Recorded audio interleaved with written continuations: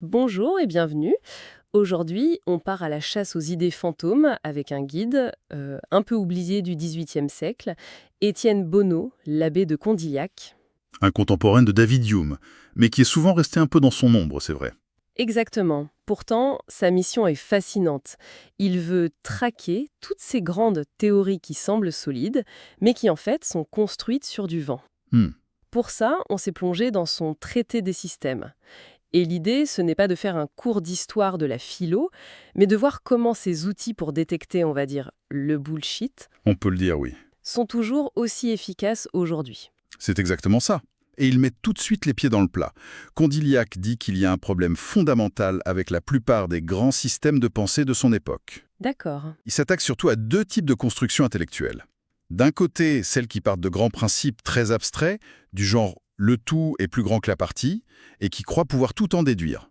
Ok. De l'autre, et c'est sa cible préférée, celle qui se base sur des hypothèses pures, des suppositions qu'on invente, de toutes pièces, pour expliquer ce qu'on ne comprend pas. Donc, en gros, il accuse les plus grands esprits de son temps de construire des châteaux en Espagne. Précisément. Et pour lui, le problème est double. Ce n'est pas juste que ces systèmes sont inutiles, ils ne nous apprennent rien de concret sur le monde. C'est qu'ils sont dangereux.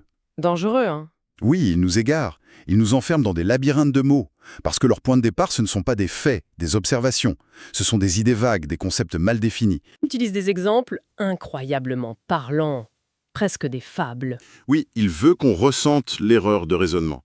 Son premier exemple est resté célèbre, celui de l'aveugle-né et de la couleur écarlate. Ah oui. On veut décrire la couleur rouge vif à une personne qui n'a jamais vu de sa vie. Comment faire? Hmm. On lui dit que c'est une couleur brillante et vive. Ce qui ne veut pas dire grand-chose pour quelqu'un qui ne voit pas. Exactement. Alors l'aveugle cherche dans son expérience sensorielle quelque chose qui corresponde à brillant et vive. Et il trouve le son d'une trompette. Bien sûr, Il en conclut donc que la couleur écarlate doit ressembler au son d'une trompette. et c'est là que Condillac s'amuse. À partir de cette seule analogie foireuse, il montre qu'on pourrait bâtir tout un système délirant. C'est-à-dire? Imaginez des concerts de couleurs, des symphonies visuelles, des sourds qui pourraient danser en rythme juste en regardant des lumières. Tout un monde fou. C'est fou. En fait, l'erreur de base, c'est de construire une théorie sur un mot abstrait, brillant, qui n'a pas le même sens pour la vue et pour l'ouïe. Voilà. On connecte deux choses qui n'ont rien à voir, juste à cause d'un mot. C'est le cœur de sa critique. On part d'un mot, pas d'une chose. Et il pousse le bouchon encore plus loin, avec un deuxième exemple qui est là une pure parodie. L'idée de la musique des sphères. Ah oui, l'harmonie céleste. L'idée que les planètes chantent en tournant. L'origine de cette idée, c'est une simple coïncidence numérique. À l'époque, on connaît 7 planètes. Et il y a 7 notes dans la gamme diatonique. Attendez, juste pour être sûr, la gamme diatonique, c'est notre bon vieux do, ré, mi, fa, sol, la, si. C'est ça. Donc, 7 planètes, 7 notes. Pour le penseur systématique, la conclusion est évidente. Les planètes doivent former un orchestre cosmique parfait. La logique est tentante. Et là, Condillac se lâche complètement. Il prend cette idée et la développe avec une logique implacable et absurde. Il en déduit que chaque étoile doit elle aussi avoir ses 7 planètes pour que l'harmonie soit universelle. Puis, la question fatale. Mais qui écoute cette musique? J'adore cette question. La réponse doit être à la hauteur. Elle l'est. Sa conclusion parodique, c'est qu'il doit exister des créatures géantes, des sortes de géants cosmiques proportionnels à l'univers. Non, Faux, il montre à quel point l'idée de départ est grotesque en la poussant jusqu'au bout. c'est une façon de ridiculiser cette manie de prendre des métaphores comme le mot harmonie au pied de la lettre. Totalement. On peut voir ça comme ridicule, c'est sûr, mais est-ce que ce n'est pas aussi une tentative un peu poétique de trouver un ordre dans l'univers? Est-ce que Condillac, en étant si terre-à-terre, ne jette pas un peu le bébé avec l'eau du bain? C'est une excellente question. Et Condillac répondrait que la poésie a sa place, mais pas quand elle se fait passer pour de la science. Le problème n'est pas d'imaginer, mais de présenter cette imagination comme une explication du réel. D'accord. Et c'est là qu'il passe des exemples amusants à des cibles bien plus sérieuses. Il va utiliser la même méthode pour déconstruire des systèmes de croyances très ancrés, comme la divination. D'accord. Donc après l'échauffement sur les exemples farfelus, il s'attaque à du lourd. Comment est-ce qu'un système comme l'astrologie peut naître, selon lui? Alors, il en retrace la généalogie, la chaîne logique. Et ce qui est fascinant, c'est qu'il ne dit pas « les gens étaient stupides ». Il montre comment un raisonnement qui se veut cohérent peut aboutir à un système de superstition complet. Mais à partir de prémices fausses. Voilà. Tout commence, selon lui, par deux émotions humaines fondamentales. la peur et l'espoir. Face à un mal dont on ignore la cause, une maladie, une inondation, on imagine une volonté derrière, un être malveillant. C'est la première brique. Et l'espoir nous fait imaginer des êtres bienveillants pour nous protéger. Des dieux, des esprits, c'est ça. On a la base, un monde peuplé d'entités invisibles. Ensuite, deuxième étape, l'observation. Les gens voient bien que le soleil, les étoiles ont une influence énorme sur la vie. Les saisons, les récoltes. L'analogie est tentante, très tentante. Si les astres influencent la nature, ils doivent aussi influencer nos vies. L'astrologie est née.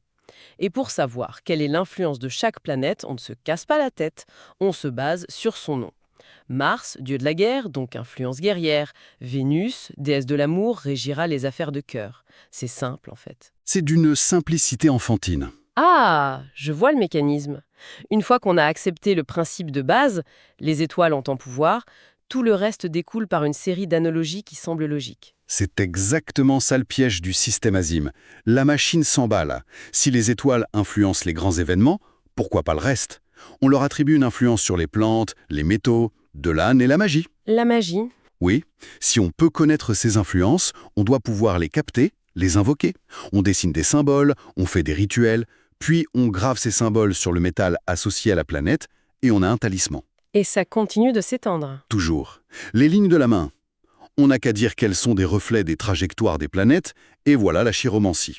Les rêves, ils sont involontaires, donc ils doivent venir des dieux. On les interprète avec des symboles. C'est vertigineux, la chaîne de raisonnement est presque impeccable, chaque maillon s'accroche au précédent. Sauf que le tout premier maillon, Oui. l'idée que des esprits invisibles dirigent le monde, il n'y accrochait à rien de réel, il flotte dans le vide. Vous avez mis le doigt dessus, la cohérence interne d'un système ne prouve absolument pas sa vérité. Et c'est cette arme critique affûtée sur la superstition que Condillac va ensuite retourner contre ses propres pairs, les grands philosophes. Pour lui, ils font la même chose, mais avec des mots plus compliqués. C'est là que ça devient vraiment audacieux. Après les croyances populaires, il tourne son canon vers les plus grands penseurs. Qui sont ses premières cibles? Il ne fait pas dans la dentelle, non. Il vise des monuments. Prenons Malebranche, par exemple. C'est un philosophe majeur du XVIIe siècle. D'accord. Condillac lui reproche de vouloir expliquer l'esprit, qui est immatériel, avec un vocabulaire emprunté au monde matériel. Malebranche va dire, par exemple, que les idées sont comme des figures à la surface de l'âme, tandis que les sensations sont des configurations qui la pénètrent plus profondément. En gros, c'est comme essayer de décrire le fonctionnement d'un logiciel en parlant de boulons et de circuits. Les mots n'ont aucun sens dans ce nouveau contexte. C'est une parfaite analogie. Pour Condillac, c'est du jargon vide. On prend des mots qui ont un sens concret, pénétrer et figure, et on les applique à un domaine où ils ne décrivent rien du tout. Le résultat, ce n'est pas de la clarté, c'est de l'obscurité qui se donne des airs savants. L'attaque contre Malebranche est claire. Mais avec Leibniz, c'est un autre calibre, non? Son système a la réputation d'être une forteresse logique. Où est-ce que Condillac trouve la faille? Il attaque la forteresse en son cœur, le concept de monade. Alors juste pour être sûr, les monades de Leibniz, en une phrase, c'est quoi au juste? Des sortes d'atomes spirituels. C'est une très bonne façon de le dire. Imaginez des points de conscience indivisibles, sans étendue, qui seraient les constituants ultimes de toute la réalité. D'accord, c'est déjà très abstrait. Et c'est sur cette idée que Leibniz bâtit tout. Et c'est là que Condillac frappe. Il dit que c'est l'exemple type du système qui explique quelque chose qu'on connaît un peu, l'étendue des objets, le fait qu'ils prennent de la place, par quelque chose qu'on ne connaît pas du tout, les monades. On explique un mystère par un mystère encore plus grand. Encore plus grand, exactement. Pire encore, Leibniz attribue à ces monades une perception ou une puissance. Pour Condillac, ce sont des mots qu'on a vidés de leur sens. Ce ne sont que des étiquettes sur du vide. Attendez, il s'attaque à Malebranche, à Leibniz. Il ne va quand même pas oser toucher à Spinoza. C'est comme critiquer les fondations d'une cathédrale. Et pourtant si. C'est son coup de maître. Il ne s'attaque pas à un concept, mais à la méthode même de Spinoza dans son éthique. La méthode géométrique. Oui, l'œuvre de Spinoza est construite comme un traité de géométrie. Définitions, axiomes, théorèmes, ça a l'air d'être la rigueur incarnée. Mais Condillac montre que tout l'édifice est truqué dès le départ. Comment ça? Il prend les définitions de base de Spinoza, ce qu'il appelle Dieu, substance, attributs, et ils montrent qu'elles sont soit complètement arbitraires, soit si ambiguës qu'on peut leur faire dire ce qu'on veut. C'est précisément l'accusation. C'est un système qui tourne en circuit fermé. Il a l'apparence de la rigueur mathématique, mais comme il ne se confronte jamais à l'expérience, à l'observation, ce n'est qu'un immense et magnifique château de cartes verbales. Ça ne nous dit rien sur le monde réel. Rien du tout. Seulement sur la manière dont Spinoza a décidé d'utiliser certains mots. C'est dévastateur. Alors, après avoir démoli tous ces systèmes, qu'ils soient superstitieux ou philosophiques, est-ce qu'il nous laisse avec un simple tas de ruines ou est-ce qu'il nous donne des outils pour construire quelque chose de plus solide? Heureusement, il propose une méthode, qui est l'exact contre-pied de tout ce qu'il a critiqué. Pour lui, tout raisonnement doit commencer non pas par un principe abstrait, mais par des faits bien établis. Et par fait, il entend quoi? Des choses issues de l'observation directe, de l'expérience sensorielle. On part de ce qu'on voit, de ce qu'on touche, de ce qu'on entend. Pas d'une grande idée tombée du ciel. Un retour radical au concret, en somme. Totalement. Et la seule méthode valable pour avancer à partir de là, c'est ce qu'il nomme l'analyse. C'est l'art de prendre nos idées complexes, nos concepts abstraits, et de les décomposer, encore et encore. Jusqu'à retrouver les briques de base, les sensations. Exactement. Jusqu'à retrouver les sensations simples et concrètes qui en sont à l'origine. Et si on ne peut pas le faire, c'est que le concept est vide de sens. Donc, pour lui, bien penser, au fond, c'est d'abord bien parler, avoir un langage précis. C'est le cœur de sa philosophie. Il a cette formule célèbre, l'art de raisonner se réduit à une langue bien faite. Autrement dit, impossible de raisonner juste si on utilise des mots flous comme substance, essence ou harmonie, sans jamais pouvoir les rattacher à une expérience observable. Voilà. La bonne démarche, celle des sciences, c'est de partir du particulier, du concret, pour remonter prudemment vers le général. Jamais l'inverse. Ça mène une question pour aujourd'hui, pour conclure cette plongée. Condillac a déconstruit les systèmes de son temps. Mais si on appliquait son scalpel aujourd'hui, quels seraient les grands systèmes modernes qui s'effondraient sous nos yeux?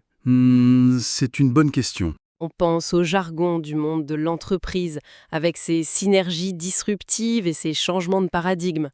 On peut penser à certaines idéologies politiques bâties sur des concepts comme le peuple ou l'élite, jamais clairement définis. Ou même à certaines théories de développement personnel qui jonglent avec des notions abstraites comme l'énergie vibratoire ou la loi de l'attraction.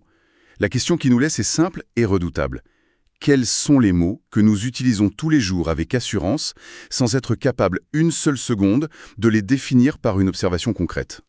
La chasse aux fantômes de Condillac n'est peut-être pas terminée.